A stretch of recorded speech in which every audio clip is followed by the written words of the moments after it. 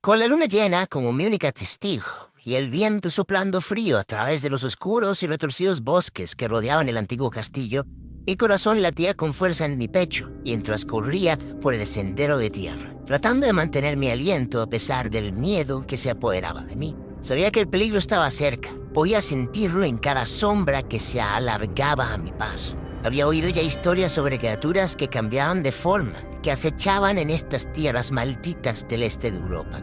Criaturas de la noche, que se alimentan de la sangre de los que caminaban en el día. Pero nunca pensé que me encontraría en una situación así. Había estado en el pueblo, ayudando a mi abuela en el mercado. De camino a casa sentí un escalofrío como jamás lo había percibido antes. El aire se puso pesado. Mi piel de gallina. Sentía que me observaban desde las alturas. Entonces atravesaba el bosque, cuando de repente el cielo comenzó a oscurecerse y las primeras señales de una horrible noche emergieron. Apresuré mis pasos, sabiendo que llegar al castillo abandonado en la cima de la colina era mi única esperanza de escapar de la criatura que creía que me perseguía. Mi vestido se enganchaba en las ramas y mi respiración se volvía cada vez más agitada. A lo lejos podía oír el suave aullido de un lobo solitario, lo que solo aumentaba mi temor. Finalmente llegué al castillo y entré en su interior, buscando refugio en sus pasillos oscuros y polvorientos. La luna llena brillaba a través de las ventanas rotas, la poca iluminación que me quedaba, pero a su vez arrojando sombras inquietantes en las paredes de piedra. Mi mente se estaba escapando de mi cuerpo, tratando de encontrar una manera de huir de esta pesadilla. Y fue ahí, en ese entonces, que lo vi. Apareció como un suspiro en la oscuridad, con ojos rojos ardientes y una sonrisa maliciosa en sus labios pálidos. Su sola presencia me congelaba, me hacía perder la esperanza, pero a la vez me atraía incontrolablemente. No había escapatoria. Retrocedí hasta chocar con una pared fría y el terror se apoderó de mí mientras él se acercaba lentamente, como si estuviera disfrutando cada momento de mi angustia y mi confusión. ¿Por qué estás huyendo, querida?, susurró con una voz seductora y siniestra a la vez. Solo quiero un pequeño regalo, una caricia, probar el dulce sabor de tus labios. Tragué saliva, luchando por mantener la compostura mientras mis manos buscaban algo, cualquier cosa que pudiera usar como un arma. Pero estaba atrapada, rodeada por las frías paredes de piedra y la aún más gélida mirada hipnótica de aquella criatura de la noche. Sus dedos sin vida como la piel de cuero de un abrigo rozaron mi mejilla, enviando escalofríos por toda mi espalda. Mis piernas temblaban y mis pensamientos se volvían confusos. No había escapatoria, y lo sabía, pero hasta cierto punto, su mirada me calmaba, me daba paz. Escapándome de la prisión mental en la que sus ojos me habían condenado, en un último acto de desesperación, intenté lanzarme hacia un lado, pero él era mucho más rápido de lo que podía imaginar. Agarró mi muñeca con un agarre firme y muy fuerte, casi rompiéndola, y me atrajo hacia él, sus colmillos al descubierto y listos para perforar mi piel.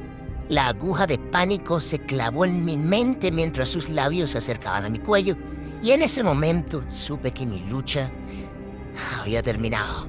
Mi cuerpo se tensó y cerré los ojos, esperando lo inevitable. Un último beso en mi cuello, que de los colmillos de una bestia me llevaron a los brazos de la muerte. Y así, en ese castillo oscuro y abandonado, mi historia llegó a su fin, a manos de un ser de la noche. La oscuridad me envolvió mientras sentía sus colmillos penetrar mi piel y la vida abandonaba mi cuerpo, dejándome en un silencio eterno. Yo soy Rafael Peraza y esto es ¿Cuál es la verdadera historia de los vampiros? La intención de este video es explicar y entender el origen de la leyenda de los vampiros para más adelante, utilizando esa información, poder hacer otro trabajo similar, creando una realidad alterna en la que dichas criaturas existen de verdad en nuestro mundo. Creo que si estás viendo este video es porque por lo menos conoces un poco sobre estos monstruos, pero solo por si acaso, definamos rápidamente qué son y cuáles son sus características. Un vampiro es una criatura legendaria que se encuentra en diversas culturas y mitologías. A menudo son retratados como seres que viven durante mucho tiempo, a veces incluso son inmortales, y no envejecen como el resto de los humanos. Su característica más popular es que se alimentan de sangre humana o animal para sobrevivir, Beber sangre es esencial para su existencia y su fuerza. Muchas representaciones de vampiros los han vuelto vulnerables a la luz solar, lo que puede debilitarlos o incluso matarlos. También pueden transformarse en murciélagos, aves u otros animales, lo que les permite moverse de manera más sigilosa o escapar del peligro. En algunas leyendas, estos son difíciles de matar y pueden regenerar heridas rápidamente, siendo susceptibles solo a artefactos hechos de plata, alhajo, crucifijos, agua bendita y algunas otras cosas más, principalmente relacionadas con la religiosidad. A menudo tienen colmillos largos y afilados que usan para perforar la piel de sus víctimas y beber su sangre. También poseen habilidades para hipnotizar o seducir a sus víctimas. En ciertas historias descansan durante el día en ataúdes o lugares oscuros y seguros hasta que el sol se ponga. Convertirse en un vampiro puede ser el resultado de una maldición, un acto de magia o una infección transmitida por la mordedura de otro vampiro sin quitarte toda la sangre. En resumidas cuentas, los vampiros son descritos como seres complejos, calculadores, difíciles de matar y muy peligrosos. Pero, ¿de dónde salen estas creencias? ¿Cómo se originó esta historia? La historia de origen de criaturas cambiaformas que se alimentan de la sangre de sus víctimas, en especial de las humanas, es una muy rica y variada, con raíces que se extienden por diversas culturas y épocas a lo largo de la historia en casi todos los continentes habitados. La idea del vampiro tradicional que todos conocemos y que acabamos de describir es una inspirada principalmente por el concepto europeo, especialmente del este de Europa, de esta criatura que se popularizó en el siglo XV y XVI bajo la influencia y misticismo de un personaje específico de la historia del que hablaremos en brevedad. Pero además de la idea europea, también existen leyendas iguales de antiguas sobre monstruos chupasangres en otras partes del mundo que son igual de importantes y místicas. Como primer ejemplo tenemos al Aswang. Esta es una criatura mítica del folclore filipino conocida por sus capacidades para transformarse en diferentes animales y preferencia por la carne y la sangre humana. Se cree que es un cambiaformas que puede aparecer como una mujer hermosa durante el día y transformarse en un monstruo chupasangre durante la noche. No se sabe con certeza cuándo se originó esta leyenda en Asia, pero ya era la leyenda más temida en las Filipinas cuando los primeros españoles llegaron a esta en pleno siglo XVI. Otra leyenda muy popular con grandes similitudes a los vampiros y una muy cercana a casa es la del chupacabra. Se dice que ataca y bebe la sangre del ganado, dejando a menudo detrás cadáveres mutilados. Las descripciones del chupacabra varían de país en país, pero comúnmente se representa como una criatura muy parecida a un murciélago gigante mezclado con perro o lobo. Ejemplos como estos hay bastantes, pero con todas y sus similitudes, ninguno es exactamente igual a la idea europea tan popular de esta criatura. Pero incluso en este continente se requirió de siglos para llegar a la forma final que conocemos hoy.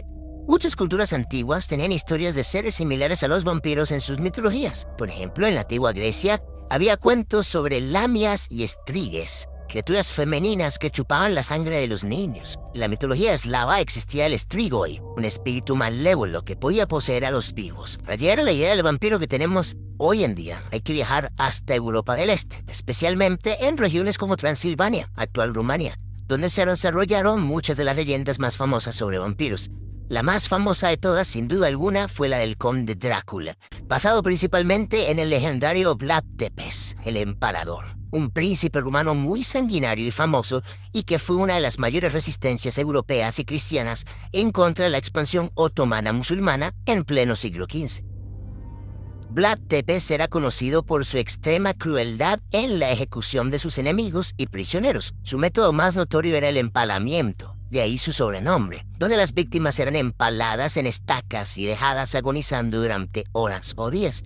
Esos actos horribles crearon una imagen de brutalidad y sangre en la mente de las personas, lo que se asemejaba a la sed de sangre de los vampiros en la literatura. Las historias sobre el príncipe Vlad circularon ampliamente en su época y en las décadas posteriores. Su reputación de ser un gobernante sádico y despiadado, así como sus tácticas brutales en la batalla, contribuyeron a crear una figura aterradora que se asemejaba a la idea de un vampiro sediento de sangre. Tepes era tan cruel que los rumores de que se bañaba en la sangre de sus enemigos y que comía su carne bailaban en la frontera de la ficción y la realidad. Este fue sin duda alguna el personaje más clave de todas las posibles historias que pudieron inspirar las leyendas de vampiros y popularización de estos. Dichos relatos influyeron años más adelante a diversos escritores que las usaron como base en la creación del arquetipo moderno del vampiro. Durante el siglo XVIII y XIX, la literatura gótica desempeñó un papel importante en la configuración de la imagen del vampiro. La novela Drácula del irlandés Bram Stoker, publicada en 1897, presentó al icónico vampiro conde Drácula y popularizó muchas de las características que asociamos con estas criaturas en la actualidad, como la incapacidad de exponerse a la luz solar y la necesidad de beber sangre para sobrevivir. El padre del autor, el señor Abraham Stoker, era miembro de la Sociedad de Estudios Históricos y Arqueológicos de Dublín, donde pudo haber tenido acceso a la información sobre Vlad Tepes, de ahí su conexión con el personaje. A pesar de que Vlad se le conocía como el Empalador, este apodo fue uno que era principalmente usado por sus enemigos. Los propios rumanos preferían llamarlo Vlad Dracul, el Dracul significando dragón o diablo, y muchos recuentos históricos oficiales preferían llamarlo Dracul en vez de emperador, muy seguramente debido a que al haber luchado contra los musulmanes, muchos historiadores cristianos justifican sus acciones, por lo que es casi seguro que Bram Stoker pudo haberse inspirado en este nombre al crear el personaje del conde Drácula en su novela. Al mismo tiempo, el cine desempeñó un papel crucial en la propagación de la imagen del vampiro. Películas como Nosferatu en 1922 y Drácula en el 31 ayudaron a consolidar la imagen de los vampiros en la cultura popular. A lo largo del siglo XX, estos se convirtieron en personajes recurrentes en películas, series de televisión y novelas, evolucionando en diversas interpretaciones y adaptaciones. La influencia que han tenido los vampiros en los últimos siglos no es poca cosa, en especial en las últimas décadas, siempre abordando y tratando de explicar un mundo donde estas criaturas viven entre nosotros. Pero, ¿y si este sí fuera el caso? ¿Cómo habría sido diferente la historia si monstruos calculadores carismáticos y sumamente peligrosos fueran reales?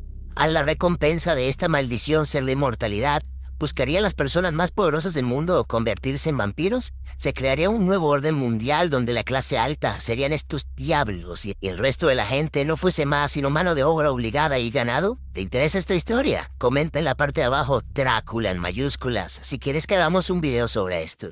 Si este video recibe el suficiente apoyo, tengan por seguro que haré este tema. Pero por ahora, ¿qué te ha parecido este video? Coméntalo en la parte de abajo. Como ya saben, la situación en YouTube no es la mejor. Cada vez estamos siendo menos recomendados como canal y la verdad es que nos está hiriendo bastante tanto en lo económico como nuestro propio crecimiento en la plataforma.